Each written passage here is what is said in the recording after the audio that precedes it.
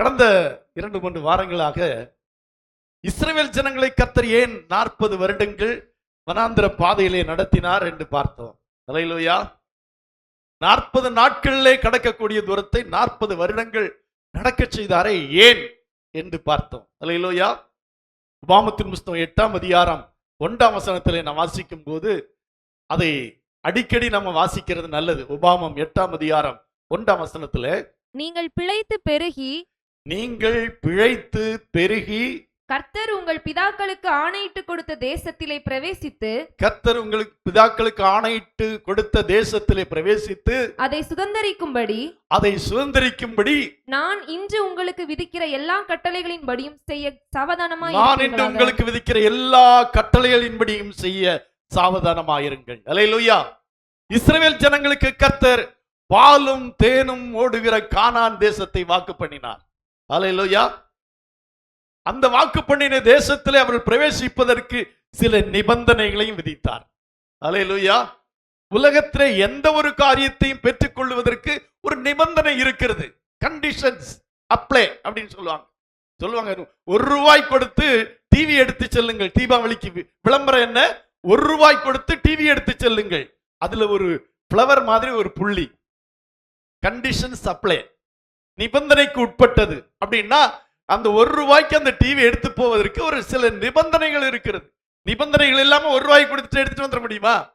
அந்த நிபந்தனைகளின்படி செய்தால் உங்கள் ₹1 ஒரு டிவி கிடைக்கும். ₹1 கொடுத்து நீங்கள் டிவி எடுத்து செல்ல முடியும் என்பதுதான் அந்த நிபந்தனை. அல்லேலூயா. அப்படியானால் இங்கே அவருடைய பிதாக்களுக்கு ஆணையிட்டு கொடுத்த அந்த தேசத்திலே பிரவேசிப்பதற்கு தேவன் சில கட்டளைகளை விதித்தார். இந்த கட்டளையின்படி செய்தால் நீங்கள் அந்த பாலும் தேனும் ஓடுகிற கானான் தேசத்தை சென்று அடைய முடியும். அதை நான் உங்களுக்கு கொடுப்பேன் என்று சொன்னார். அல்லேலூயா. அப்போ நிபந்தனையற்ற எந்த ஆசீர்வாதங்களும் வேதத்திலே இல்லை. அல்லேலூயா. நிபந்தனையற்ற ஆசீர்வாதங்களே இல்லை. எல்லாமே நிபந்தனையோடு கூட கூடியது. அல்லேலூயா. நமக்கு தெரியும் 128ஆம் சங்கீதத்தின் முதல் பகுதியிலே வாசிக்கிறோம், கர்த்தருக்கு பயந்து அவர் வழியில் நடக்கிற மனுஷன் பாக்கியவான். அல்லேலூயா. கீழே 7000மான ஆசீர்வாதங்கள் சொல்லப்பட்டிருக்கிறது. அது யாருக்கு என்றால் கர்த்தருக்கு பயந்து நடக்கிறவனுக்கு. அல்லேலூயா. சிங்கக்குட்டிகள் தாட்சி அடைந்து பட்டினியாயிருக்கும். கர்த்தரை தேடுகிறவர்களுக்கு ஒரு நன்மையும் குறைபடாது. யாருக்கு ஒரு நன்மையும் குறைபடாது? கர்த்தரை தேடுகிறவர்களுக்கு. இப்படி எல்லாமே தேவன் நிபந்தனையோடு கூட தான் நமக்கு வாக்கு பண்ணி இருக்கிறார். அதே போலதான் இந்த இஸ்ரவேல் ஜனங்களுக்கு கானான் தேசத்தை கொடுப்பேன் என்று சொன்னாலும் 40 வருடம் ஆண்டவர் நடத்தினார். அல்லேலூயா. அந்த உபாமம் 8ஆம் அதிகாரம் 1ஆம் வசனம் முதல் கீழே நாம் வாசிக்கும் போது அவர் சில காரியங்களை சொன்னார். என்ன செய்தார்? வாசிக்கலாம் 2வது வசனத்தை. உன் தேவனாகிய கர்த்தர் உன்னை சிறுமைப்படுத்தும்படிக்கும் தம்முடைய கட்டளைகளை நீ கைக்கொள்வாயோ கைக்கொள்ள மாட்டாயோ என்று அவர் உன்னை சோதித்து உன் இருதயத்தில் உள்ளதை நீ அறியும்படிக்கு உன்னை இந்த 40 வருஷம் அளவும் வனாந்திரத்திலே நடத்தி வந்த எல்லா வழியையும் நினைப்பாயாக. ஆமா, இந்த 40 வருடங்களும் வனாந்திரத்திலே நடத்தி வந்த எல்லா வழிகளையும் நினைப்பாயாக. அல்லேலூயா. அப்போ இந்த காரணத்துக்காக தான் 40 வருடம் அவர் நடத்தினார் என்று பார்த்தோம். அதிலே சில காரியங்களை கடந்த 2-3 வாரங்களாக நாம் பார்த்தோம். அதன் மூலமாக இந்த சிறுமைப்படுத்தி என்பதற்கு ஹம்பிள் themselves சொல்லியிருக்காரு. அவர்களை தாழ்மையை கற்றுக் கொடுப்பதற்காக ஆண்டவர் என்ன செய்தார்? அந்த 40 வருடங்கள் நடத்தினார் என்று பார்க்கிறோம். மனிதனுக்கு தேவனுடைய ஆசீர்வாதங்களை பெறுவதற்கு இன்றியமையாத ஒன்று தாழ்மை. அல்லேலூயா. அதோடு கூட பொறுமையும் கூட பார்த்தோம். தாழ்மையும் பொறுமையும் உள்ள மனிதர்கள் தான் தேவனுடைய வாக்குத்தத்தங்களை பெற்றுக்கொள்ள முடியும். அதான் முதல் கண்டிஷன். அல்லேலூயா. தாழ்மை இருக்கணும். அதே நேரத்தில் வாக்குத்தத்தத்தை பெற்றுக்கொள்ள நமக்கு என்ன இருக்கணும்? பொறுமையும் இருக்கணும். அல்லேலூயா. இரண்டாவதாக பார்க்கும்போது கட்டளைக்கு கீழ்ப்படிவாயோ கீழ்ப்படிய மாட்டாயோ என்று ஆண்டவரை சோதிப்பார். வேற எதுவும் கொடுத்து சோதிக்க மாட்டாரு. வேற எதுலையும் சோதிக்க மாட்டாரு. அவருடைய கட்டளைகளுக்கு கீழ்ப்படுகிறாயோ கீழ்ப்படிய மாட்டாயோ என்று ஆண்டவரை சோதித்து தான் அந்த தேசத்திலே பிரவேசிக்க செய்வார். ஏன்? நீங்கள் தேவனுடைய கட்டளைகளை கைக்கொள்ள வேண்டும் என்பது தேவனுடைய திட்டமாக இருக்கிறது, நோக்கமாக இருக்கிறது. அதற்கு மூன்றாவதாக உன்னுடைய இருதயத்தில் உள்ளதை நீ அறியும்படி. நம்முடைய இருதயத்தில் என்ன இருக்குன்னு நமக்கே தெரியாது. சில நேரங்களில் சில சூழ்நிலைமைகள் தான் நம்முடைய மனதில் என்ன இருக்குன்றது நமக்கே தெரியும். ஆகவே அப்படி இருதயத்தில் உள்ளதை நீ அறியும்படிக்காக கர்த்தர் அப்படி செய்தார். ஐந்தாவதாக, நீ அப்பத்தினாலே மாத்திரமல்ல தேவனுடைய ஒவ்வொரு வார்த்தையினாலும் பிழைப்பான் என்பதை நீ அறியும்படிக்கு ஆண்டவர் 40 வருடங்கள் நடத்தினார். அல்லேலூயா. தேவனுடைய வார்த்தையினாலே பிழைப்பதை ஒரு மனிதன் கற்றுக்கொள்ள வேண்டும் என்பதற்காக ஆண்டவர் 40 வருடங்கள் அவளை நடத்தினார். கடைசியாக, ஒருவன் தன் புத்திரனை சிட்சித்து நடத்துவது போல ஆண்டவர் சிட்சிப்பார். அந்த சிட்சையை ஏற்றுக்கொண்டு இந்த பயணத்தை தொடர வேண்டும். அல்லேலூயா. எப்படி சிட்சிப்பார்? கடினமான சிட்சை இல்ல, ஒரு தகப்பன் தன் புத்திரனை சிட்சிக்கிறது போல. அது எவ்வளவு எளிதான சிட்சை யோசித்து பாருங்க. ரொம்ப ரொம்ப ஒரு தகப்பன் மகனை சிட்சிக்கிறது எப்படின்னு சொன்னா, அது ஒரு பக்கம் அன்பு, ஒரு பக்கம் அந்த காரியத்தை செய்வதற்கு அவனை கட்டளையிட வேண்டும், அவனை நடத்த வேண்டும் என்பதற்காக தகப்பன் முயற்சி செய்வான். அவன் திருந்துவதற்காக, அவன் நல்ல ஆசீர்வாதம் அடைவதற்காக. அல்லேலூயா. சரி, இருக்கட்டும். இன்றைக்கு அந்த சப்ஜெக்டின் கடைசி பகுதிக்கு வருகிறோம். எதையுமே நீண்ட நாள் எழுதிட்டு போனா நல்லா இருக்காது இல்ல. அந்த கடைசி பகுதிக்கு இன்றைக்கு வந்திருக்கிறோம். இன்றைக்கு என்ன அப்படின்னா, எத்தனை பேர் புறப்பட்டார்கள் என்று நமக்கு வேதம் சொல்லி இருக்கிறது? 6 லட்சம் பேர். யாத்ராமத்தின் புஸ்தகம் 12ஆம் அதிகாரம் 37-38 வசனங்களை வாசிக்கலாம். யாத்ரா 12ஆம் அதிகாரம் 37-38. இஸ்ரவேல் புத்திரர் ராமசேசை விட்டு கால்நடையாய் பிரயாணம் பண்ணி சுக்கோத்துக்கு போனார்கள். எங்கே போனார்கள்? சுக்கோத்துக்கு போனார்கள். அவர்கள் பிள்ளைகள் தவிர 6 லட்சம் புருஷர்களாய் இருந்தார்கள். பிள்ளைகளை தவிர எத்தனை பேர் இருந்தார்கள்? 6 லட்சம் புருஷர்கள் இருந்தார்கள். 38ஆம் அதிகாரம் 26ஆம் வசனத்தை வாசிக்கலாம். 38ஆம் அதிகாரம் 26ஆம் வசனம். எண்ணப்பட்டவர்களின் தொகையில் சேர்ந்த 20 வயது முதற்கொண்டு அதற்கு மேற்பட்ட 6,03,550 கொஞ்சம் கூட அதிகமாது 6,03,550 பேர்கள் என்று அங்கே சொல்லப்பட்டிருக்கிறது. அல்லேலூயா. எண்ணாமத்தின் புஸ்தகம் 2ஆம் அதிகாரம் 32ஆம் வசனத்திலே 6,03,550 என்று சொல்லி இருக்கிறது. 2ஆம் அதிகாரம் 32ஆம் வசனம். இவர்களே தங்கள் பிதாக்களின் வம்சத்தின்படி இஸ்ரவேல் புத்திரரில் எண்ணப்பட்டவர்கள், பாளையங்களிலே தங்கள் சேனைகளின் படியே எண்ணப்பட்டவர்கள் எல்லாரும் 6,03,550 பேராய். இப்படி ஜனங்கள் பெருகி கொண்டுதான் இருக்கிறாங்க. ஏன்னா 6 லட்சம் புருஷர்கள், பிள்ளைகள், மனைவிமார்கள், பிள்ளைகள் என்று கணக்கு பார்த்தா பல லட்சம். ஏனென்றால் நமக்கு தெரியும், அன்றைக்கு பலதார மனம் இருந்தது. ஒருவனுக்கு 2 மனைவிகள் 3 மனைவிகள் இருக்கலாம். 2 மனைவி எடுத்து சொன்னாலே ஒவ்வொருவருக்கும் 12 லட்சம் ஆகிவிட்டது. ஆண்கள், அதாவது ஆண்கள் யுத்த சன்னதர்கள் தான் 6 லட்சம் பேர். அவர்களுக்கு மனைவிமார்கள் சொன்னால் 2 பேர் எடுத்துட்டா கூட 12 லட்சம். அப்ப 12 6 18 ஆகி போச்சு. ஒவ்வொருவருக்கும் குறைஞ்சது 10 பிள்ளைகளாவது அன்னைக்கு இருக்கும். இன்னைக்கு மாதிரி அன்னைக்கு இல்ல. அன்னைக்கு குறைஞ்ச 10 பிள்ளைகளாவும் இருப்பாங்க. அப்பா அந்த 6 லட்சத்துக்கு 10 பேர் என்றால் 60 லட்சம். அப்ப 60 லட்சமும் 18 லட்சம் சேர்ந்தா 78 லட்சம். இத்தனை ஜனங்கள் புறப்பட்டு போய்கொண்டே இருக்கிறார்கள். அல்லேலூயா. எங்கே போய்கொண்டிருக்கிறார்கள்? வாக்குத்தத்தம் பண்ணப்பட்ட கானான் தேசத்துக்கு போய்கொண்டிருக்கிறார்கள். அல்லேலூயா.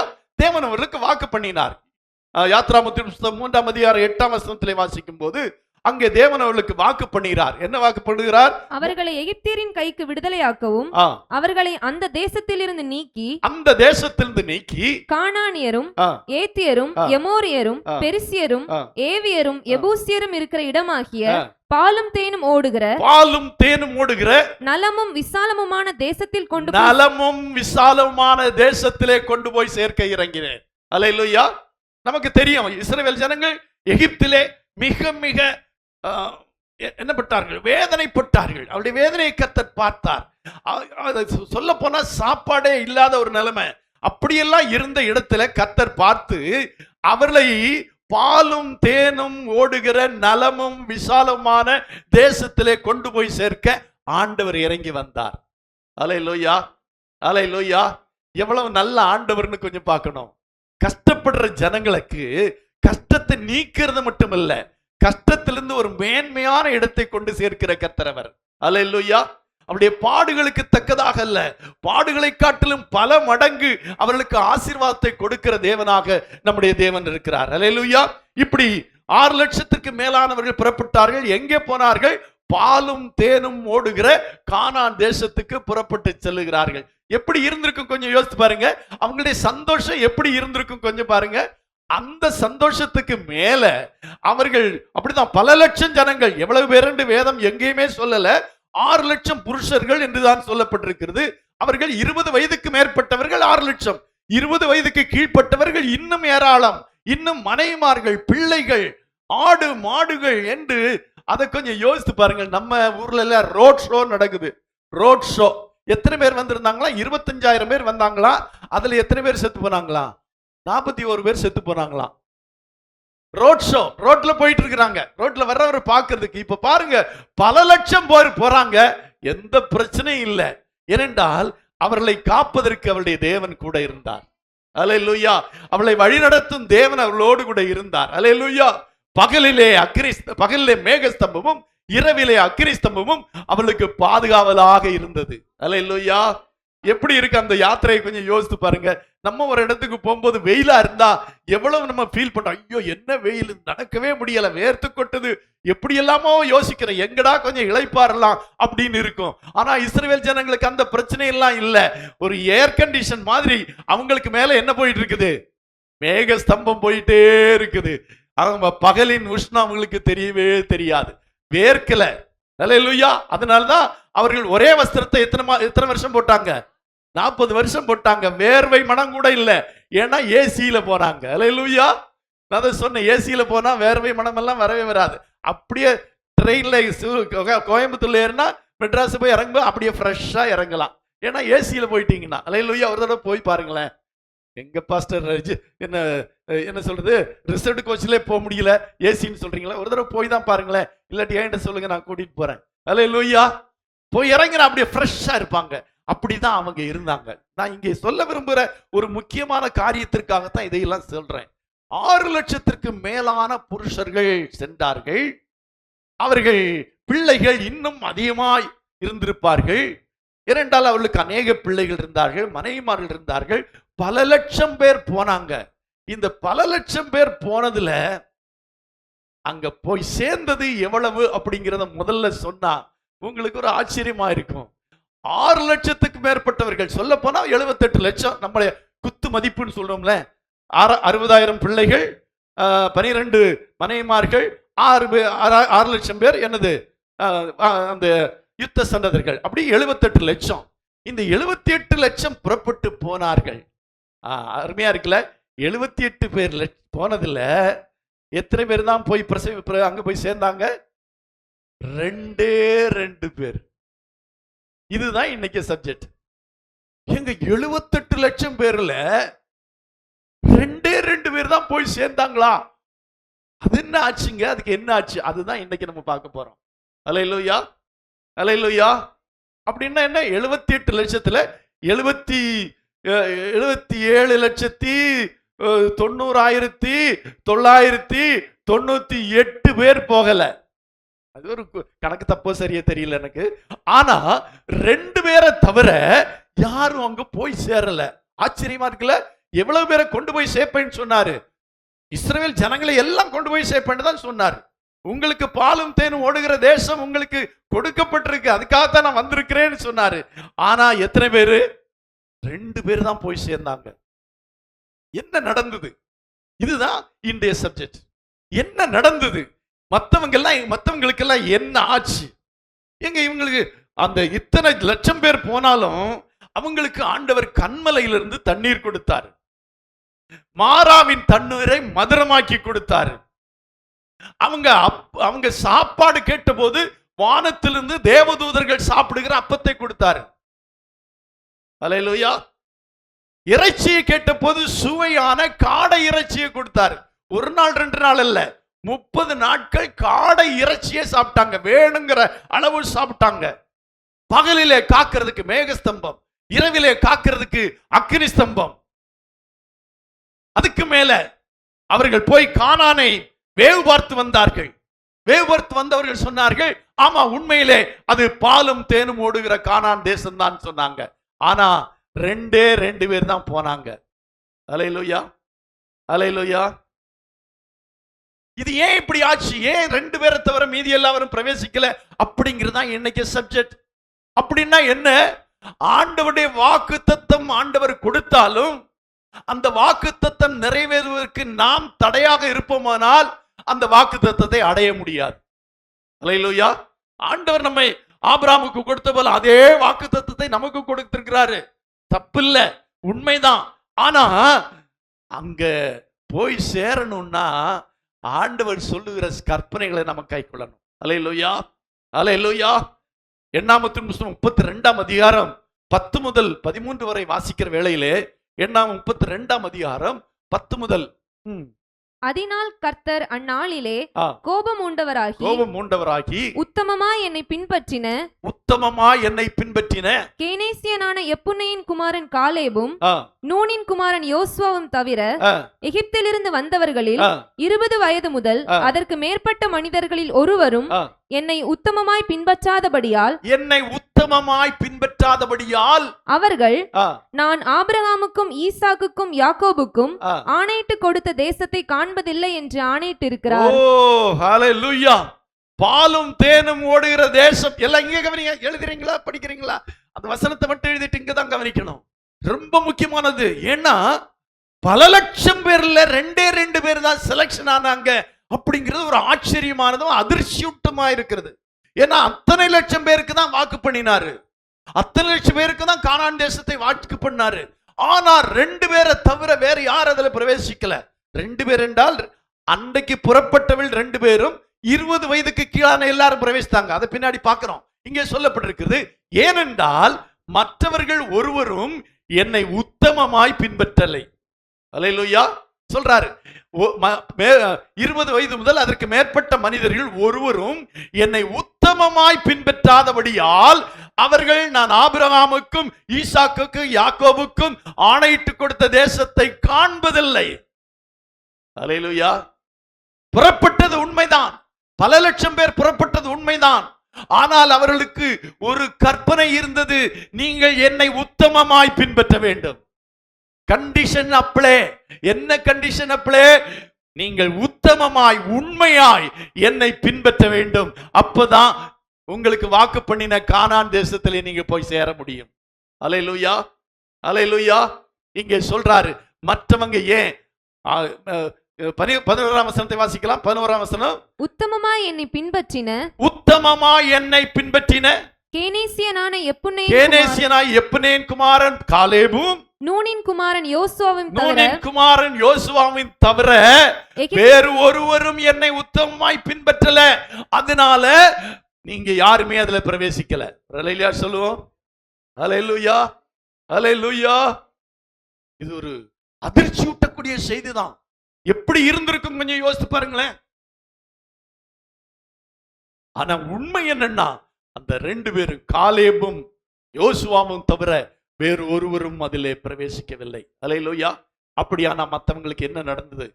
யோசுவாவின் புஸ்தகம் 5ஆம் அதிகாரம் 4ஆம் வசனத்திலிருந்து வாசிக்கலாம். யோசுவாவின் புஸ்தகம் 5ஆம் அதிகாரம் 4ஆம் வசனத்திலிருந்து, யோசுவா இப்படி விருத்த சேதனம் பண்ணின முகாந்திரம் என்னவென்றால், எகிப்திலிருந்து புறப்பட்ட சகல ஆண் மக்களாகிய யுத்த புருஷர் எல்லாரும் எகிப்திலிருந்து புறப்பட்ட பின்பு வழியில் வனாந்திரத்திலே மாண்டு போனார்கள். அல்லேலூயா. அடுத்த வசனம் வாசிக்கலாம். எகிப்திலிருந்து புறப்பட்ட எல்லா ஜனங்களும் விருத்த சேதனம் பண்ணப்பட்டிருந்தார்கள். அவர்கள் எகிப்திலிருந்து புறப்பட்ட பின்பு வழியில் வனாந்திரத்திலே பிறந்த சகல ஜனங்களும் விருத்த சேதனம் பண்ணப்படாதிருந்தார்கள். கர்த்தருடைய சத்தத்திற்கு கீழ்ப்படியாமற் போன எகிப்திலிருந்து புறப்பட்ட யுத்த புருஷரான யாவரும் மாளு மட்டும் கொஞ்சம் அழுத்தி வாசிக்கணும். கர்த்தருடைய சத்தத்திற்கு கீழ்ப்படியாமற் போன எகிப்திலிருந்து புறப்பட்ட யுத்த புருஷனார யாவரும் மாளும் மட்டும் இஸ்ரவேல் புத்திரர் 40 வருஷம் வனாந்தரத்தில் நடந்து இருந்தார்கள். யாரு? கீழ்ப்படியாமற் போனவர்கள் அனைவரும் சாகும் வர அவங்க சுற்றி திரிஞ்சாங்க. அப்படியானா இத்தனை லட்சம் ஜனங்கள் மரிப்பதற்கு 40 வருஷம் ஆயிருச்சு. அவங்கள ஒவ்வொருவரும் மரித்து போகும் வரையிலும் அவர்கள் சுற்றி திரிந்தார்கள். அப்போ 40 வருஷம். ஏன் அப்படின்னா இத்தனை பேர் சாகிறதுக்கு தான் 40 வருஷம். நான் போய் சேர்றதுக்கு இல்ல, இத்தனை பேர் சாகிறதுக்கு. ஏன் செத்தார்கள்? அதைத்தான் வாசிக்கிறோம். கர்த்தருடைய சத்தத்திற்கு கீழ்ப்படியாமற் போன எகிப்திலிருந்து புறப்பட்ட யுத்த புருஷரான யாவரும் ஆளு மட்டும். அப்படின்னா என்ன அர்த்தம்? ஆண்டவருடைய சத்தத்தை கேட்டு புறப்பட்டு பயணம் வந்தவர்களிலும் யார் யார் கர்த்தருடைய சத்தத்துக்கு கீழ்ப்படியலையோ அவர்கள் எல்லாரும் மாண்டு போனார்கள். அந்த மாண்டு போறதுக்கு தான் 40 வருஷம். ஒருவேளை ஆண்டவர் அப்படி சொல்லிட்டாரு, அது நிறைவேறுவதற்கு ஒரு 40 லட்சம் பேர்ல இன்னொரு 100 பேர் இருக்கும்போது கூட மோசே கேட்டிருப்பாரு, இன்னும் 100 பேர் தானே இருக்கிறாங்க, ஒரு மன்னிச்சிங்கன்னா அவங்கள நீங்க விட்டுட்டீங்கன்னா நாங்க எல்லாம் போயிருவோமே அப்படின்னு கேட்டிருப்பாரு. ஆண்டவர் சொன்னார், இல்ல 100 பேர் இருக்காங்களா சுத்துங்க, 100 பேர் இருக்கிறாங்களா இன்னும் சாகிறதுக்கு சுத்துங்க, இன்னும் 50 பேர் இருக்கிறாங்களா சுத்துங்க, இன்னும் 25 பேர் இருக்கிறாங்களா சுத்துங்க. எது வரையிலும்? அந்த 25 பேர் சாகிற வரையிலும் நீங்க சுத்தி திரியுங்க. அவர்கள் எல்லாரும் செத்த அன்றைக்கு அவர்கள் கானானுக்குள்ளே பிரவேசித்தார்கள். இதுக்கு அர்த்தத்தை நல்லா புரிஞ்சுக்கணும். ஆண்டவருடைய சத்தத்தை கேட்டு ரட்சிக்கப்பட்டு ஞானஸ்நானம் எடுத்து பரிசுத்தாவின் அபிஷேகத்தை பெற்று ஆண்டவருடைய சபையிலே நாம் ஆண்டவரை ஆராதித்துக் கொண்டிருந்தாலும் கர்த்தருடைய சத்தத்திற்கு கீழ்ப்படியாமற் போவதற்கு வாய்ப்புண்டு. ரட்சிக்கப்பட்ட எல்லாரும் கானான் பரம கானானிலே சேர்வதில்லை. யார் யார் கர்த்தருடைய சத்தத்திற்கு கீழ்ப்படியாமல் போகிறார்களோ அவர்கள் பிரவேசிக்க முடியாது. என்ன? ஆண்டவர் தம்முடைய உடன்படிக்கையை மாத்திட்டார். முதல்ல என்ன செஞ்சாரு? எல்லாருக்கும் கானான் தேசம் வாக்கு பண்ணாரு. ஆனா ஆண்டவர் அந்த அதை மாத்திட்டார். எப்படின்னா எண்ணாகமத்தின் புஸ்தகம் 4ஆம் அதிகாரம் 34ஆம் வசனத்தை வாசிக்கலாம். அப்படியே கர்த்தருடைய கோபம் இஸ்ரவேலின் மேல் மூண்டது. கர்த்தருடைய சமூகத்தில் பொல்லாப்பு செய்த கர்த்தருடைய சமூகத்தில் பொல்லாப்பு செய்த அந்த சந்ததி எல்லாம் நிர்மூலமாக மட்டும் அவர்களை வனாந்திரத்திலே 40 வருஷம் அலைய பண்ணினார். கவனமா கேளுங்க. அந்த சந்ததி எல்லாம் நிர்மூலமாக மட்டும் அவர்களை 40 வருஷம் அலைய பண்ணினார். 40 வருஷம் போய் சேர்றதுக்கா இவ்வளவு தூரம் 40 வருஷம் நடத்தினாரு? எதுக்குன்னா 40 வருஷம் அவங்க சாகிறதுக்கு. என்ன இப்படி சொல்றீங்க பாஸ்டர்? ஆமா, அதுதான் வேதம் சொல்லி. அவர் அந்த சந்ததி எல்லாம் நிர்மூலமாக மட்டும் அவர்களை வனாந்தரத்தில் 40 வருஷம் அலைய பண்ணினார். அப்படின்னா என்ன அர்த்தம்? புறப்பட்டது சரிதான், ஆண்டவருடைய வார்த்தை கீழ்ப்படிந்து எகிப்தை விட்டு புறப்பட்டது சரிதான், புறப்பட்டது உண்மைதான்.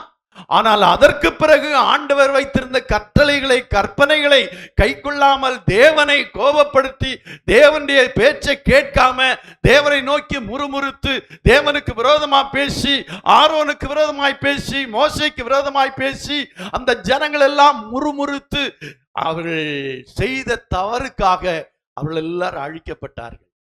அல்லேலூயா, அல்லேலூயா.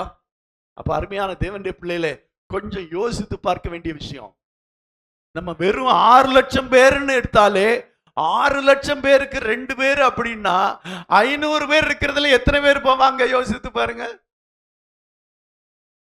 6 லட்சத்துக்கு 2 பேரு அப்படி எடுத்துக்கோ. நீங்க 78 லட்சம் எல்லாம் எடுக்க வேண்டாம். 6 லட்சத்துக்கு 2 பேருன்னா 500 பேருக்கு எத்தனை பேர்? ஒரு ஆளு கூட தேராது, ஒரு ஆளு கூட தேராது. ஆனா ஆண்டவர் சொல்றாரு, எனக்கு கணக்கு எல்லாம் முக்கியம் இல்லை, நீங்க எத்தனை பேருங்கிறது முக்கியம் இல்லை, எத்தனை பேர் என்னுடைய வார்த்தைக்கு கீழ்ப்படுகிறீர்கள் என்பதுதான் முக்கியம். அது யாராக வேண்டுமானாலும் இருக்கலாம்.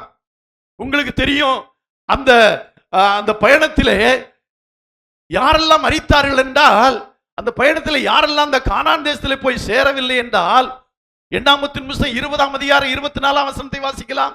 20ஆம் அதிகாரம் 24ஆம் வசனம். ஆரோன் தன் ஜனத்தாரோட சேர்க்கப்படுவான்.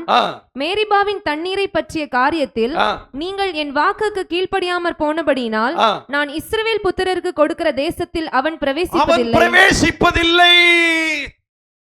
யார் பிரவேசிப்பதில்லைன்னு சொன்னார் தெரியுமா?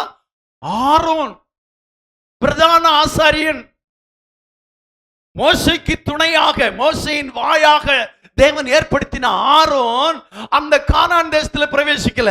ஏன் அப்படின்னா, மேரிபாவின் தண்ணீரை பற்றிய காரியத்தில் நீங்கள் என் வாக்குக்கு செவி கீழ்ப்படியாமல் போனீர்கள்.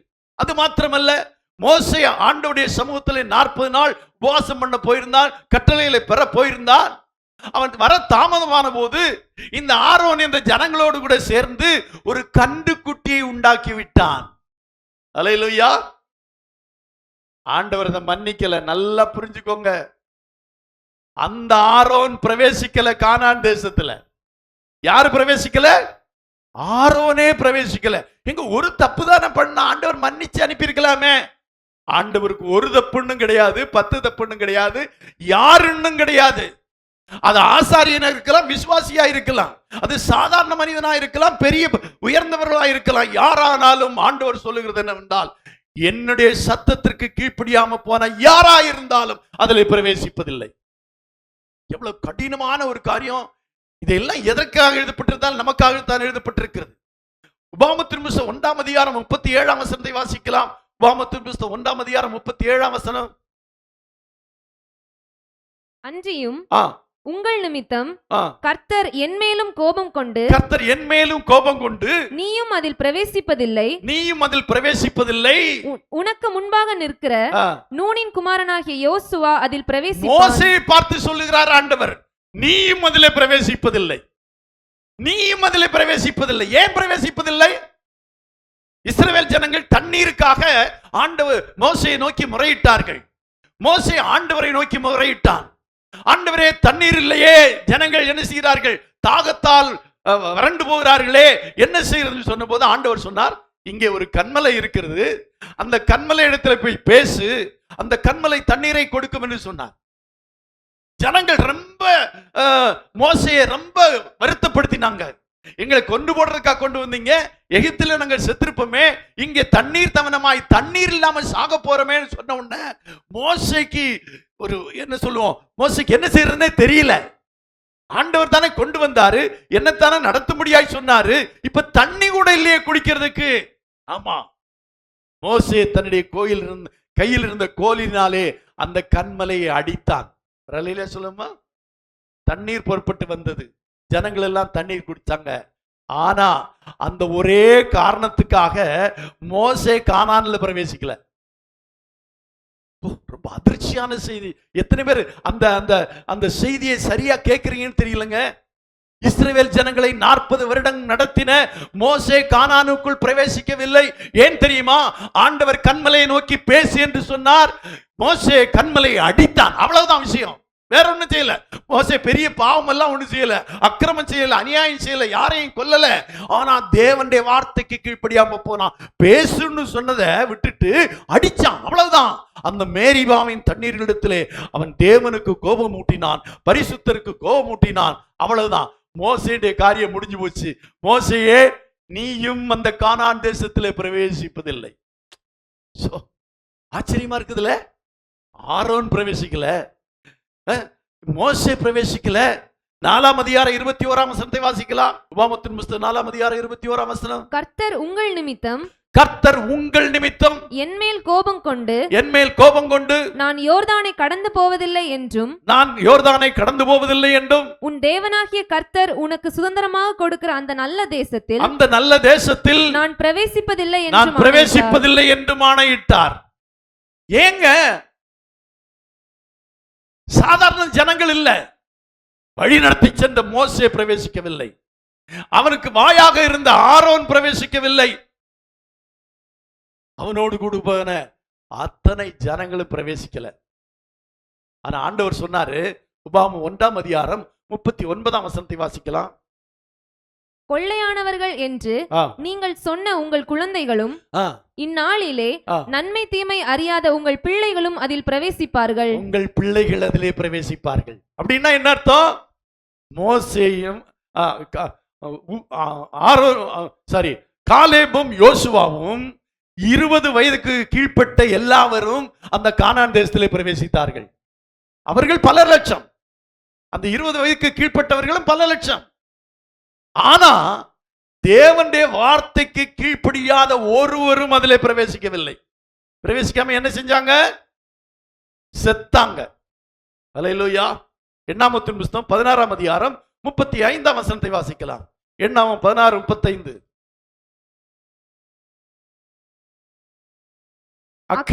அக்கினி கர்த்தருடைய சந்நிதியில் இருந்து புறப்பட்டு தூபம் காட்டின 250 பேரை பட்சித்து போட்டது. 16ஆம் அதிகாரம் 49ஆம் வசனத்தை வாசிக்கலாம். கோராகின் காரியத்தின் நிமித்தம் செத்தவர்கள் தவிர அந்த வாதையினால் செத்து போனவர்கள் 14,700 பேர். அல்லேலூயா. 25ஆம் அதிகாரம் 9ஆம் வசனத்தை வாசிக்கலாம். அந்த வாதையால் செத்தவர்கள் 24,000 பேர். முதல்ல எவ்வளவு? 250 பேரு. அப்புறமாங்க 14,700. இங்க 25:9 சொல்லப்பட்டிருக்கிறது 24,000 பேரு. யாத்ராகமம் 32:28 வாசிக்கலாம். லேவியின் புத்திரர் மோசே சொன்னபடியே செய்தார்கள். அந்நாளில் ஜனங்களில் ஏறக்குறைய 3,000 பேர் விழுந்தார்கள். அல்லேலூயா. எண்ணாகமத்தின் புத்தகம் 21ஆம் அதிகாரம் 6ஆம் வசனம். அப்பொழுது கர்த்தர் கொள்ளிவாய் சர்ப்பங்களை ஜனங்களுக்குள்ளே அனுப்பினார். அவைகள் ஜனங்களை கடித்ததினால் இஸ்ரவேலருக்குள்ளே அநேக ஜனங்கள் எண்ணிக்கையில சொல்ல முடியல. முதல்ல எல்லாம் 250 பேர் சொன்னாங்க, 14,700 சொன்னாங்க, 24,000 சொன்னாங்க. அப்புறம் என்ன செய்றாங்க? இப்போ அநேகர் செத்தார்கள். அப்படின்னா கணக்கில் அடங்காத ஜனங்கள் செத்து போயிட்டாங்க. அல்லேலூயா. எண்ணாகமத்தின் புத்தகம் 14ஆம் அதிகாரம் 37-38 வசனங்களை வாசிக்கலாம். எண்ணாகமம் 14ஆம் அதிகாரம் 37-38.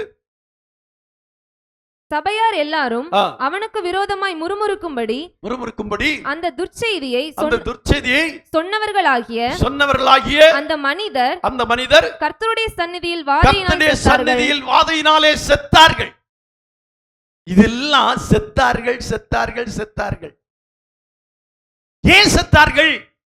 அந்த ஒவ்வொரு சம்பவத்தை நீங்க வாசித்து பார்த்தீங்கன்னா, எப்பொழுதெல்லாம் இஸ்ரவேல் ஜனங்கள் தேவனுக்கு கோபம் ஊட்டினார்களோ, தேவனுடைய வார்த்தைக்கு கீழ்ப்படியாமல் போனார்களோ, அப்போதெல்லாம் அவர்கள் செத்தார்கள். அப்படித்தாங்க இந்த 6 லட்சம் பேர் செத்து போறாங்க. எப்போதெல்லாம் தேவனுடைய வார்த்தைக்கு கீழ்ப்படியாமற் போறார்களோ, தேவனுடைய சத்தத்திற்கு செவிகொடாமற் போறார்களோ, தேவனுக்கு விரோதமா முறுமுறுத்தார்களோ. எண்ணாகமத்தின் புத்தகம் 14ஆம் அதிகாரம் 28ஆம் வசனத்தை 35ஆம் வசனத்தை வாசிக்கலாம். எண்ணாகமம் 14:28. எண்ணாகமம் 14:28. நீ அவர்களோட சொல்ல வேண்டியது என்னவென்றால், நீங்கள் என் செவிகள் கேட்க 28 தானா? சரி. 35ஆம் வசனம் வாசிக்கலாம். 35ஆம் வசனம். கர்த்தராகிய நான் இதை சொன்னேன். எனக்கு விரோதமாய் கூட்டம் கூடின இந்த பொல்லாத சபையார் யாவருக்கும் இப்படியே செய்வேன். இந்த வனாந்திரத்திலே அழிவார்கள், இங்கே சாவார்கள் என்று சொல்லுண்டார். எங்க உங்களுக்கு எல்லாம் புரியுதா? ஏதா ஃபீலிங் ஆகுதா?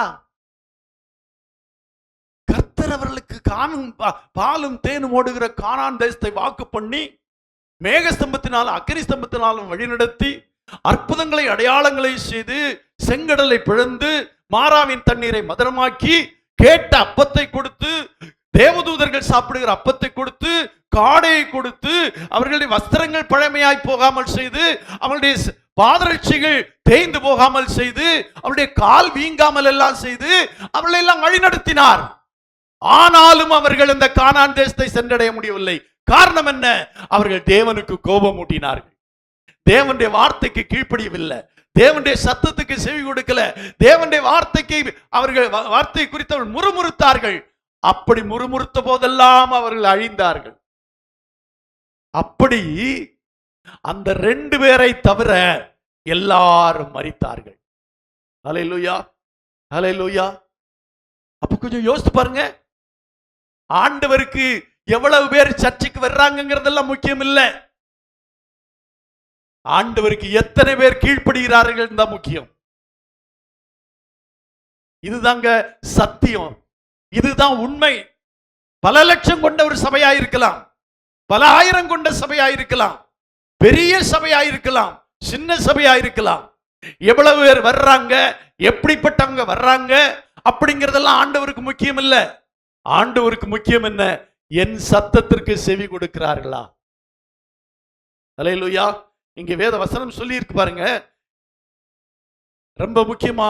எண்ணாமத்தின் புஸ்தகம் 14ஆம் அதிகாரம் 22ஆம் வசனத்திலிருந்து வாசிக்கலாம். எண்ணாமம் 14:22 இருந்து வாசிக்கலாம். என் மகிமையையும் நான் எகிப்திலும் வனாந்திரத்திலும் செய்த என் அடையாளங்களையும் கண்டிருந்தும் என் சத்தத்துக்கு செவிகொடாமல் இதனோட 10 முறை என்னை பரீட்சை பார்த்த மனிதரில் ஒருவரும் அவர்கள் பிதாக்களுக்கு நான் ஆணையிட்டு கொடுத்த தேசத்தை காண மாட்டார்கள். எனக்கு கோபம் உண்டாக்கினவர்கள் ஒருவரும் அதை காண மாட்டார்கள். அப்படின்னா அர்த்தம் என்ன? ரொம்ப தெளிவா ஜனங்களுக்கு சொல்லிட்டாரு. உங்களுக்கு நான் பாலும் தேனும் ஓடுகிற கானான் தேசத்தை கொடுப்பேன் என்று சொன்னது உண்மைதான். அதற்காக விடுவித்தது உண்மைதான். உங்களை புறப்பட செய்தது உண்மைதான். உங்களுக்கு அற்புதங்களை அடையாளங்களையும் செய்தது உண்மைதான். ஆனாலும் நீங்கள் என்னுடைய வார்த்தைக்கு செவிகொடாமல் எனக்கு கோபம் உண்டாக்கினால் ஒருவனும் அதை காண மாட்டீர்கள். ஹலோ பிரதர்ஸ், அருமையான விசுவாசிகளே, இது அன்றைக்குள்ள விசுவாசிகளுக்கு மட்டுமல்ல, இன்றைக்குள்ள விசுவாசிகளுக்கும் அதுதான் பொருந்தும். ஏன்னா ஆரோனே போகல, மோசையே போகல, அதுக்கு கீழே 100 பேருக்கு தலைவர்கள், 50 பேருக்கு தலைவர்கள், 10 பேருக்கு தலைவர்கள், இன்னும் கோத்திர பிதாக்கள், இன்னும் எவ்வளவு பேரோ இருந்தாங்க. அவங்கள ஒருவரும் பிரவேசிக்கல. ஏன் இப்படி சொல்லுவோமே? யோசேப்பின் புத்திரர்களாகிய 12 கோத்திரத்தார், அந்த கோத்திர தலைவர்கள் கூட பிரவேசிக்கல. அதை விட மிகுந்த ஆச்சரியம். ஆண்டவருக்கு யார் மனிதன் யார் என்பதெல்லாம் ஆண்டவருக்கு பிரச்சனை இல்லை. எவன் என் சத்தத்தை கேட்கிறானோ அவன் தான் பிரவேசிப்பான். எவனுடைய வார்த்தைக்கு கீழ்ப்படுகிறானோ அவன் தான் பிரவேசிப்பான். வேறு ஒருவனும் பிரவேசிக்க மாட்டான். அல்லேலூயா, அல்லேலூயா. அங்கே வாசிக்கலாமா? 24ஆம் வசனம் வாசிக்கலாம். அடுத்த வசனத்தை வாசிக்கலாம். என்னுடைய தாசனாகிய காலேப் வேறே ஆவியை உடையவனாய் இருக்கிறபடியினாலும் உத்தமமாய் என்னை பின்பற்றி வந்தபடியினாலும் அவன் போய் வந்த தேசத்திலே அவனை சேர பண்ணுவேன். அவன் சந்ததியார் அதை சுதந்தரித்துக் கொள்வார்கள். அல்லேலூயா. நீங்க என்னுடைய தாசனாகிய காலேப்னு சொல்றாரு. அவன் உத்தமமாய் என்னை பின்பற்றி வந்தபடியால் அவன் அதிலே பிரவேசிப்பான். எங்க 6 லட்சம் பேர்ல 2 பேரு, அதுல ஒருத்தர் காலேபு, அதுல ஒருத்தர் யாரு? யோசுவா. அந்த 2 பேரை தவிர யாரும் பிரவேசிக்கல. காரணம் என்ன? தேவனுடைய சத்தத்துக்கு கீழ்ப்படியல.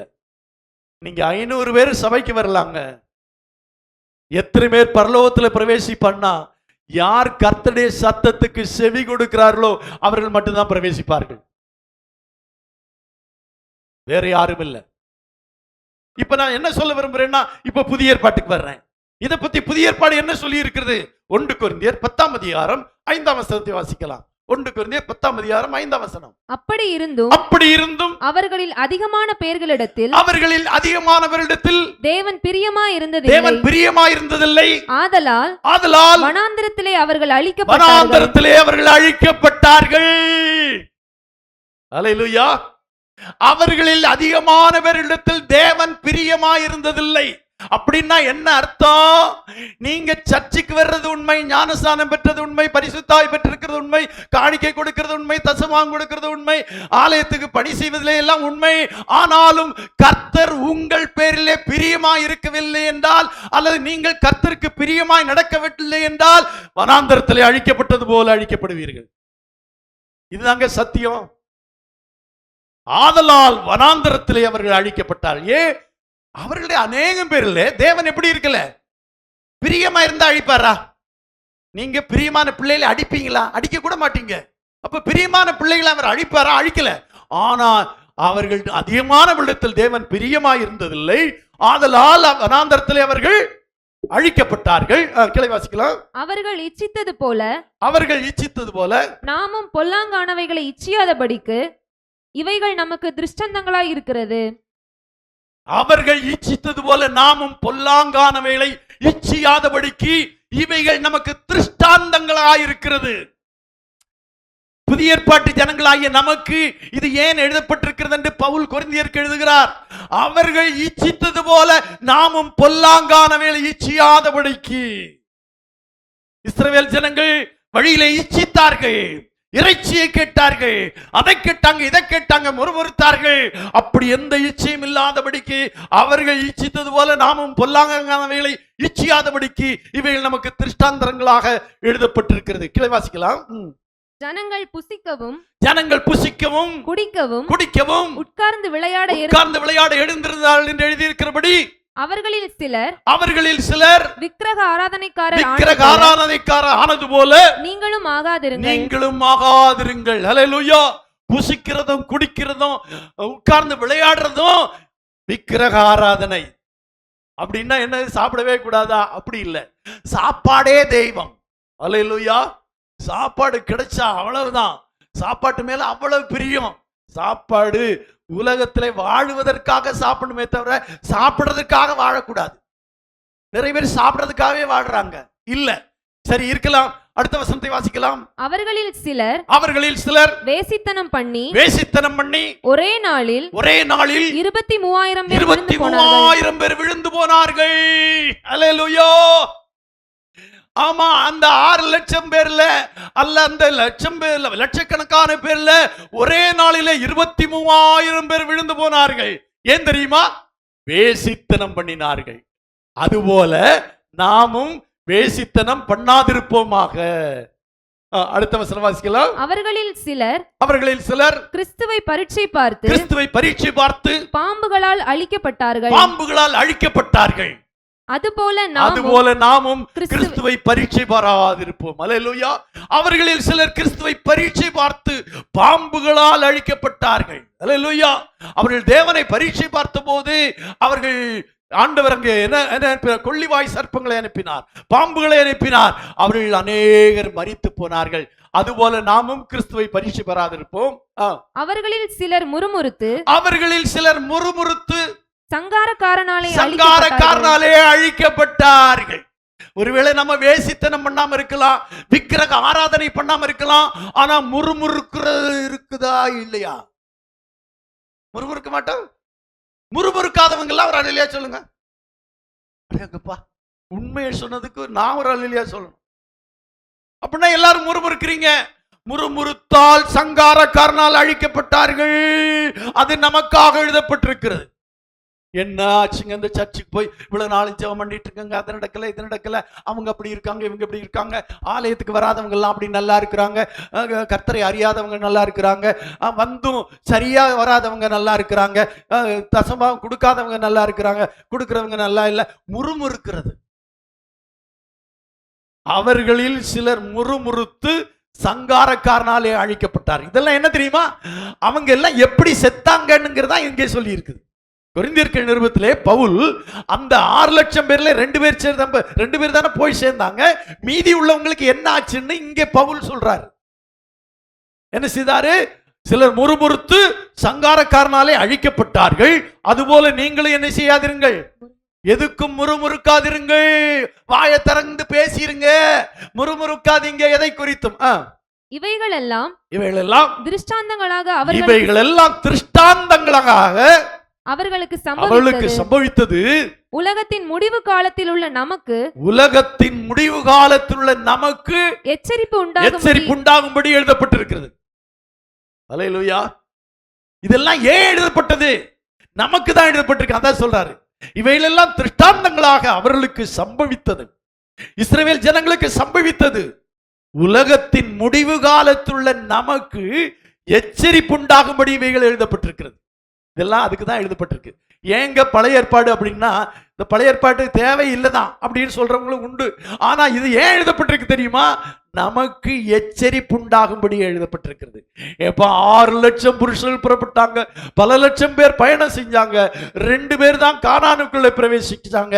அவங்க 2 பேரும் யாருன்னா, உத்தமமாய் தேவனை பின்பற்றினவர்கள், கர்த்தருடைய சத்தத்துக்கு செவி கொடுத்தவர்கள். அல்லேலூயா. எனக்கு கோபம் உண்டாக்கினவர்கள் ஒருவரும் என்ன செய்தில்ல, அதுல பிரவேசிப்பதில்லை. அல்லேலூயா. அல்லேலூயா. எண்ணாமத்தின் 14ஆம் அதிகாரம் 22ஆம் வசனத்தை வாசிக்கலாம். எண்ணாமம் 14ஆம் அதிகாரம் 22ஆம் வசனம். என் மகிமையையும் நான் எகிப்திலும் வனாந்திரத்திலும் செய்த என் அடையாளங்களையும் கண்டிருந்தும் என் சத்தத்துக்கு செவி கொடாமல் இதனோட 10 முறை என்னை பரீட்சை பார்த்த மனிதரில் ஒருவரும் அவர்கள் பிதாக்களுக்கு நான் ஆணையிட்டு கொடுத்த தேசத்தை காண மாட்டார்கள். எனக்கு கோபம் உண்டாக்கினவர்களில் ஒருவரும் அதை காண மாட்டார்கள். சொல்றாரு 22ஆம் வசனத்துல ஒருத்தர் சொல்றாரு. யார் சொல்றாரு? 22ஆம் வசனம், என் சத்தத்துக்கு செவி கொடாமல் என்னை பரீட்சை பார்த்த மனிதர்கள். ஆண்டவருடைய சத்தத்துக்கு செவி கொடாமல் ஆண்டவரை பரீட்சை பார்க்கிறது என்ன ஆயிடும் பார்த்துக்கலாம், எங்க போயிட போகுது அப்படின்னு அசால்ட். இரண்டாவது இங்க என்ன சொல்லி இருக்குது? எனக்கு கோபம் உண்டாக்கினவர்கள். அல்லேலூயா. எனக்கு கோபம் உண்டாக்கின ஒருவரும் அதை. அப்ப ரெண்டு முக்கியமான காரியம் எது? 22ல என்னது? 22ஆம் வசனத்துல என்ன சொல்ல பார்த்தா, சத்தத்திற்கு செவி கொடாமல் இருக்கிறவர்களும் தேவனுக்கு கோபம் உண்டாக்குறவர்களும் அந்த ராஜ்யத்தில் பிரவேசிப்பதில்லை, பிரவேசிக்கல.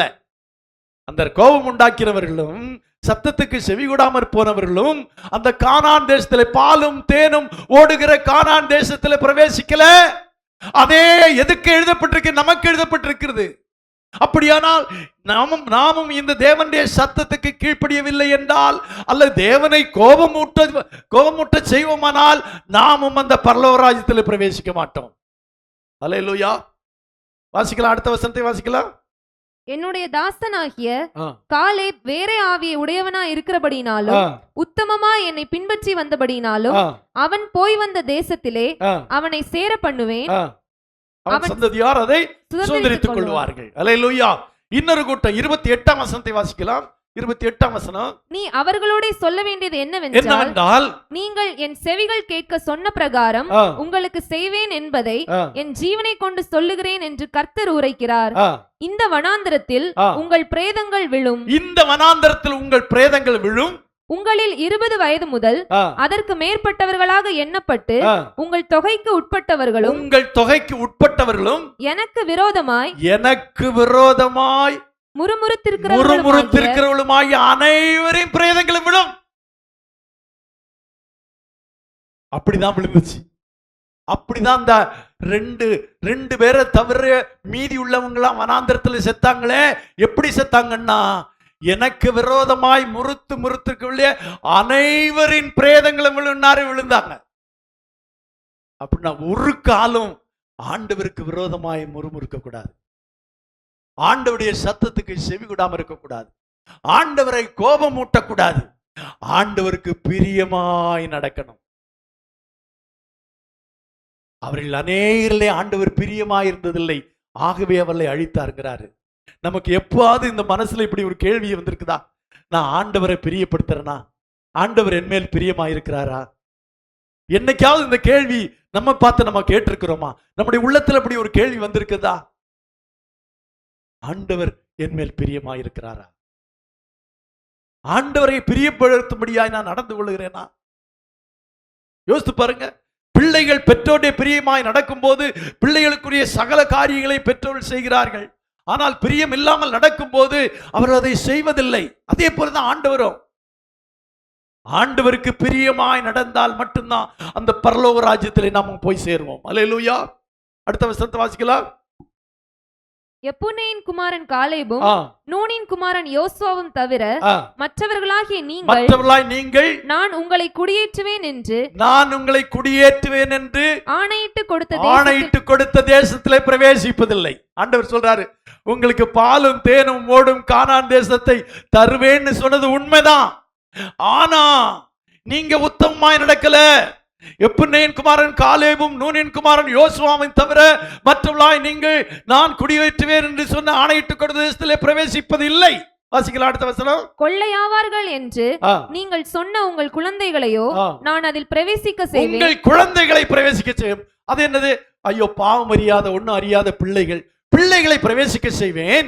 நீங்கள் அசட்டை பண்ணின தேசத்தை அவர்கள் கண்டறிவார்கள். உங்கள் பிரேதங்களோ இந்த வனாந்திரத்திலே விழும்.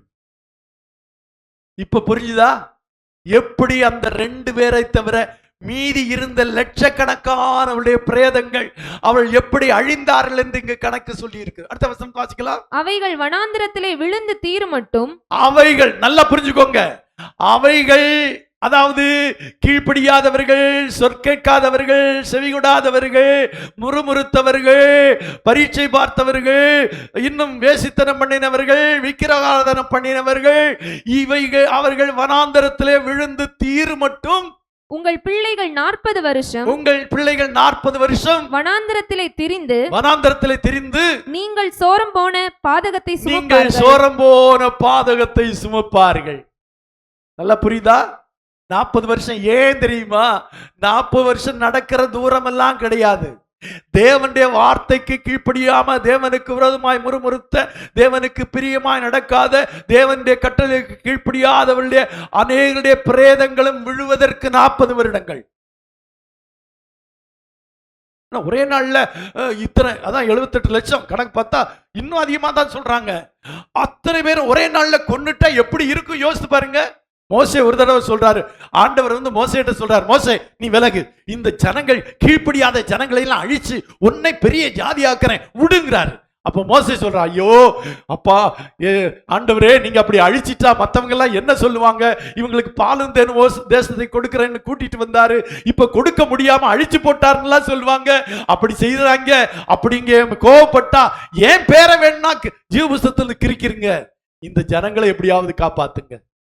அல்லேலூயா. யோசித்து பாருங்களேன்.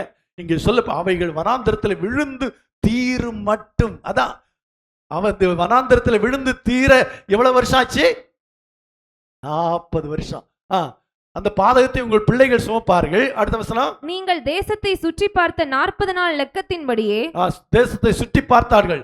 வேவு பார்க்க போனவர்கள் 40 நாட்கள் சுற்றி பார்த்தார்கள். ஒவ்வொரு நாள் ஒவ்வொரு வருஷமாக நீங்கள் 40 வருஷம் உங்கள் அக்கிரமங்களை சுமந்து என் உடன்படிக்கைக்கு வந்த மாறுதலை. இதுதான் நான் சொல்ல விரும்புவது. என்னுடைய உடன்படிக்கைக்கு வந்த மாறுதலை உணர்வீர்கள். இப்பதான் இங்க வசனம் ரொம்ப முக்கியமான ஒரு காரியத்தை சொல்லுது. உங்களுக்கு கொடுப்பேன்னு சொன்னேனே, உண்மைதானே? பாலும் தேனும் ஓடுகிற தேசத்தை கொடுப்பேன்னு சொன்னார்ல, உங்களை அற்புதமாய் நடத்தினார்ல, அதிசயங்களை செய்து உங்களை வழி நடத்தினார்ல.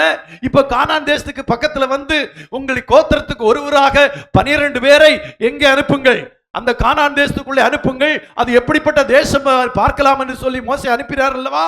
அவங்க போனாங்க. 40 நாள் அந்த கானான் தேசத்துல சுற்றி திரிந்தாங்க. வரும்போது சில கனிகளை கொண்டு வாருங்கன்னு சொன்னார் மோசே. அப்போ கொண்டு வந்தாங்க. கொண்டு வந்து பார்த்தபோது உண்மையிலே அந்த கனிகள் அவ்வளவு ருசியான கனிகளா இருந்தது. ஒரு திராட்சை கொலை 2 பேர் சுமந்துட்டு வந்தாங்க. போயிட்டு வந்தவங்க எல்லாம் சொன்னாங்க, உண்மையிலே அது பாலும் தேனும் ஓடுகிற தேசம்தான். ஆண்டவர் வாக்கு பண்ணவர் உண்மையுள்ளவர். பாலும் தேனும் ஓடுகிற தேசத்தை அவர்கள் போய் பார்த்தார்கள். 40 நாட்கள் சுற்றி திரிந்தார்கள். ஆனால் அதை சுதந்திரிக்க முடியவில்லை. காரணம் என்ன தெரியுமா? தேவனுடைய வார்த்தைக்கு செவி கொடாமற் போனார்கள். தேவனுடைய வார்த்தைக்கு கீழ்ப்படியாமற் போனார்கள். தேவனுக்கு பிரியமாய் நடக்காமல் தேவனுக்கு கோபம் உண்டாக்கினார்கள். அதனாலே சொல்றாரு, என் உடன்படிக்கைக்கு வந்த மாறுதலை உணர்வீர்கள். உங்களோடு உடன்படிக்கை பண்ணினது உண்மைதான். உங்களுக்கு எந்த தேசத்தை கொடுப்பேன்? கானான் தேசத்தை கொடுப்பேன். அது பாலும் தேனும் ஓடுகிற தேசம் என்று வாக்கு பண்ணினது, உடன்படிக்கை பண்ணினது உண்மைதான். ஆனா இப்போது என்னுடைய உடன்படிக்கையிலே ஒரு மாறுதல் வந்திருக்கிறது. அது என்ன தெரியுமா? எப்புன்னேயின் குமாரனாகிய காலேபும் யோசுவாவும் தவிர வேறு யாரும் அதில் பிரவேசிப்பதில்லை. ஏனென்றால் அவர்கள் என்னை உத்தமமாய் பின்பற்றினார்கள். முதல்ல சொன்னது உண்மைதான்ப்பா. 6 லட்சம் என்ன, 78 லட்சம் என்ன, எத்தனை லட்சம்னாலும் உங்களுக்கு கானான் தேசத்தை கொண்டு கொடுப்பேன்னு சொன்னது உண்மைதான். இப்ப மாறுதல் வந்துருச்சு. ஏன் தெரியுமா? எனக்கு பிரியமா நீங்க நடக்கல, நான் சொன்னதை நீங்க கேட்கல, எனக்கு கோபம் உண்டாக்கினீங்க, என்னை குறித்து முறுமுறுத்தீர்களே, எனக்கு பிரியமாய் நடக்கல, என்னை பரீட்சை பார்த்தீங்க, எனக்கு என்ன வேசித்தனம் பண்ணீங்க, விக்கிரக ஆராதனை பண்ணீங்க, இச்சித்தீர்கள், இப்படி எல்லாம் செஞ்சதுனால இப்போ என்னுடைய உடன்படிக்கைக்கு மாறுதல் வந்து விட்டது. நல்லா புரிந்து கொள்ளுங்க. உங்களுக்கு நித்திய ஜீவனை கொடுப்பேன், நித்திய ராஜ்யத்தை கொடுப்பேன் என்று ஆண்டவர் வாக்கு பண்ணினது உண்மைதான். ஆனால் நாம் சரியாக நடக்காவிட்டால், நாம் தேவனுடைய வார்த்தைக்கு கீழ்ப்படியாவிட்டால், தேவன் சொன்ன வாக்கு தத்தத்திலே அவர் மாறுவார். உடன்படிக்கையிலே மாறுதல் உண்டு பண்ணுவார். அல்லேலூயா, அல்லேலூயா. அடுத்த ஒரு 35ஆம் வசனம் சரி இருக்கட்டும். 37ஆம் வசனத்தை வாசிக்கலாம். 37ஆம் வசனம். சபையார் எல்லாரும் அவனுக்கு விரோதமாய் முறுமுறுக்கும்படி அந்த துர்ச்செய்தியை சொன்னவர்களாகிய அந்த மனிதர் கர்த்தருடைய சந்நிதியில் வாதையினால் செத்தார்கள். கடைசியா சாகிறது யார் தெரியுமா? அந்த கானான் தேசத்தை வேவு பார்க்க போறவர்கள் வந்து துர்ச்செய்தியை சொன்னார்கள். உண்மையிலே பாலும் தேனும் ஓடுகிற கானான் தேசம் தான். ஆனா அதை நாம சுதந்திரிக்க முடியாது. அங்க இருக்கிறவர்கள் ராட்சசர்கள், ஐயோ அங்க இருக்கிற அரணிப்பான பட்டணங்கள், நாம் அதை சுதந்திரிக்க முடியாது என்று துர்ச்செய்தியை பரப்பின அந்த மனிதர்கள் வாதையினாலே செத்தார்கள். கொண்டார்கள். இது தாங்க 40 வருஷம். ஏன் அப்படின்னா வேற ஒண்ணும் இல்ல, அவருடைய வார்த்தைக்கு கீழ்ப்படியல, அவர் சொன்னதை செய்யல, அவருக்கு பிரியமாய் நடக்கல, அவருக்கு விரோதமாய் முறுமுறுத்தாங்க, ஆரோனுக்கு விரோதமாய் முறுமுறுத்தாங்க, மோசேக்கு விரோதமாய் முறுமுறுத்தாங்க, தேவனுடைய திட்டத்துக்கு நேராய் முறுமுறுத்தாங்க. நாங்க எகிப்துல நல்லா இருந்தோம், இங்கதான் கஷ்டப்படுறோம்னு சொன்னாங்க. நாங்க எகிப்துக்கு போயிட்டா பரவாயில்லன்னு சொன்னாங்க. எங்களை கொல்லுபடவா கொண்டு வந்தீங்கன்னு சொன்னாங்க. அற்புதங்களை எல்லாம் கண்டு கொண்டு இருக்கும் போதே அப்படி சொன்னாங்க. அப்படியானா தேவனுடைய பிள்ளைகளே கொஞ்சம் யோசித்து பாருங்க. ஆண்டவர் நமக்கு நித்திய ஜீவனை கொடுப்பேன் என்று சொல்லி இருக்கிறார். நமக்கு பரலோக ராஜ்யத்தை வாக்கு பண்ணி இருக்கிறார். ஆனால் யார் அதில் பிரவேசிக்க மாட்டாங்க? மத்தேயு சுவிசேஷம் 5ஆம் அதிகாரம் 20ஆம் வசனத்தை வாசிக்கலாம். மத்தேயு 5:20. வேதபாரகர் பரிசேயர் என்பவர்களுடைய நீதியிலும் உங்கள் நீதி அதிகமாயிராவிட்டால் பரலோக ராஜ்யத்தில் பிரவேசிக்க மாட்டீர்கள் என்று உங்களுக்கு சொல்லுகிறேன். இப்போ கானான் தேசம் முடிஞ்சது. அது அவங்களுக்கு ஆண்டவர் கானான் தேசத்தை வாக்கு பண்ணாரு, நமக்கு பரலோக ராஜ்யத்தை வாக்கு பண்ணி இருக்கிறாரு. ஆனாலும் வேதபாரகர் பரிசேயர் என்பவருடைய நீதியிலும் உங்களுடைய நீதி அதிகமாயிராவிட்டால் பரலோக ராஜ்யத்தில் என்ன செய்ய மாட்டீங்க? அங்க சில கண்டிஷன் வச்ச மாதிரி இங்க புதிய ஏற்பாட்டு ஜனங்களாகிய நமக்கும் சில கண்டிஷன் வச்சிருக்கிறார். ஆண்டவர் கிருபையுள்ளவர் தான், அன்புள்ளவர் தான். ஆனாலும் கண்டிஷன் இருக்கிறது. அன்புக்கும் ஒரு கண்டிஷன் இருக்கிறது. அல்லேலூயா. அன்புக்கு ஒரு நிபந்தனை இருக்கிறது. இங்கே சொல்லி இருக்கிறது, வேதபாரகர் பரிசேயர் என்பவருடைய நீதியிலும் உங்கள் நீதி அதிகமாயிராவிட்டால் பரலோக ராஜ்யத்தில் பிரவேசிக்க மாட்டீர்கள். அல்லேலூயா. 18ஆம் அதிகாரம் 3ஆம் வசனத்தை வாசிக்கும் போது, நீங்கள் மனம் திரும்பி பிள்ளைகளை போல ஆகாவிட்டால் பரலோக ராஜ்யத்தில் பிரவேசிக்க மாட்டீர்கள் என்று சொல்லப்பட்டிருக்கிறது. யோவான் 3ஆம் அதிகாரம் 5ஆம் வசனத்திலே சொல்லுகிறார், நீங்கள் ஜலத்தினாலும் ஆவியினாலும் பிரவாவிட்டால் தேவனுடைய ராஜ்யத்தில் பிரவேசிக்க மாட்டீர்கள்.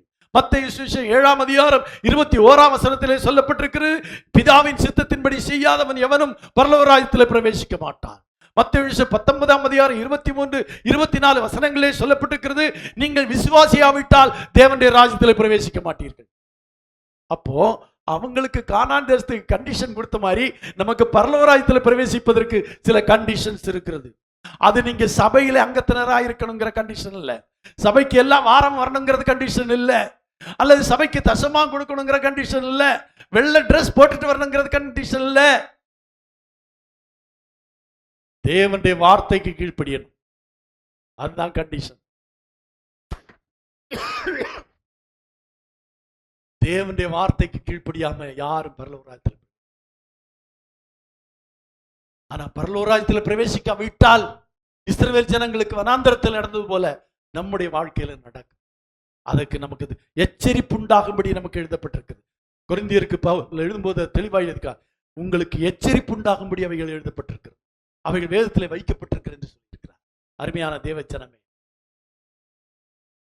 அத்தனை லட்சக்கணக்கான ஜனங்கள்ல 2 பேர் மட்டும் பிரவேசித்தாங்க. ஆனா இன்றைக்கு ஆண்டவர் நம்ம இந்த சபையிலே வைத்திருக்கிறார். நாம தேவனுடைய பரலோக ராஜ்யத்தில் பிரவேசிக்கணும்.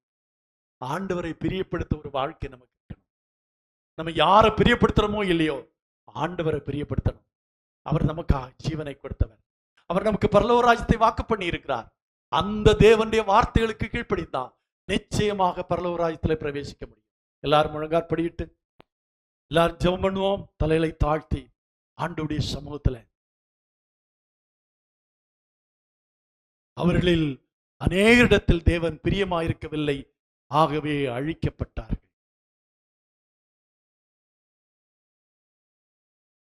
ஒருவனும் மீந்திராதபடி வனாந்திரத்திலே அழிக்கப்பட்டார்கள். 14,700 பேர், 24,000 பேர், 3,000 பேர், 23,000 பேர், அநேகர் எல்லாம் அழிந்து போனார்கள். அதற்கு ஒரே காரணம், ஆண்டவரை பிரியப்படுத்தல.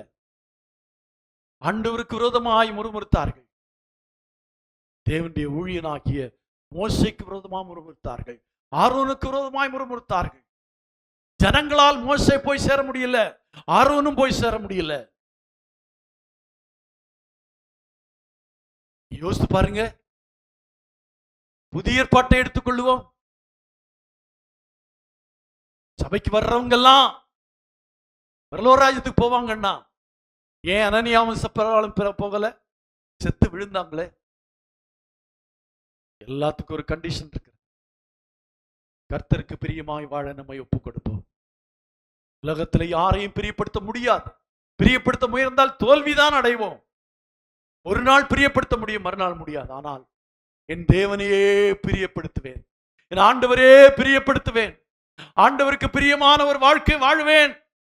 அப்படி வாழ்ந்து அவர் எனக்காக வைத்திருக்கிற நித்திய ராஜ்யத்தை, அந்த பரலோக ராஜ்யத்தை சுதந்திரித்துக் கொள்வேன் என்று தீர்மானம் பண்ணுங்கள். இவைகளெல்லாம் நமக்கு எச்சரிப்பாக எழுதப்பட்டிருக்கிறது. அவர்கள் அழிக்கப்பட்டது போல நாமும் அழிக்கப்படாதபடிக்கு ஆண்டவரை பிரியப்படுத்துவோம். இன்னைக்கு ஒரு தீர்மானம் பண்ணுவோம். உலகத்திலே நான் யாரை பிரியப்படுத்துகிறனோ பிரியப்படுத்தலையோ, என் ஆண்டவரை பிரியப்படுத்துவேன்.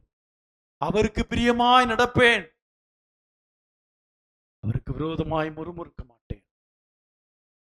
அவரை கோபப்படுத்த மாட்டேன். எனக்கு கோபம் உண்டாக்கினவர்கள் ஒருவனும் அதில் பிரவேசிப்பதில்லை. நம்முடைய செய்கைகள் ஆண்டவரை கோபப்படுத்துகிறதா இருக்கிறதா? அப்படியானால் நித்திய ராஜ்யத்தில் பிரவேசிக்கவே முடியும். இன்னைக்கு ஒரு தீர்மானம் எடுப்போம். ஆண்டவரே, எங்களுடைய முன்னோர்கள் எல்லாம் அழிந்தார்கள் என்றால் அவர்கள் மேல் நீ பிரியமாக இருக்கல. ஆண்டவரே, நான் அழியாதபடிக்கு நீர் என் மேல் பிரியமாக இருக்கும்படியாய் நான் நடந்து கொள்ள எனக்கு உதவி செய்யுங்கப்பா. உமக்கு பிரியமாய் நான் வாழணும். உம்மை பிரியப்படுத்துகிற மாதிரி என்னுடைய செய்கைகள் இருக்கணும். ஒரு காலம் உம்மை கோபப்படுத்துகிற மாதிரி என்னுடைய செய்கைகள் இருக்கக்கூடாது. ஆண்டவரே,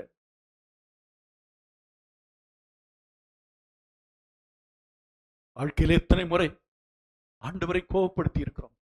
ஆண்டவர் கோபப்படுற மாதிரி நடந்திருக்கிறோம். ஆண்டவருக்கு பிரியமில்லாதபடி நடந்திருக்கிறோம். இன்றைக்கு ஒரு மனம் திரும்புதல் நாளா இருக்கட்டும். எல்லாவற்றையும் எனக்கு மன்னிங்க ஆண்டவரே. இன்றிலிருந்து நான் ஒரு தீர்மானம் எடுக்கிறேன். நான் உமக்கு பிரியமாய் நடப்பேன். உம்மை ஒரு காலம் கோபப்படுத்த மாட்டேன். இந்த 2 தீர்மானங்களை எடுத்தீங்கன்னா நித்திய ராஜ்யத்தை நாம சுதந்திரிக்க முடியும். பரலோக ராஜ்யத்துக்கு நாம செல்ல முடியும்.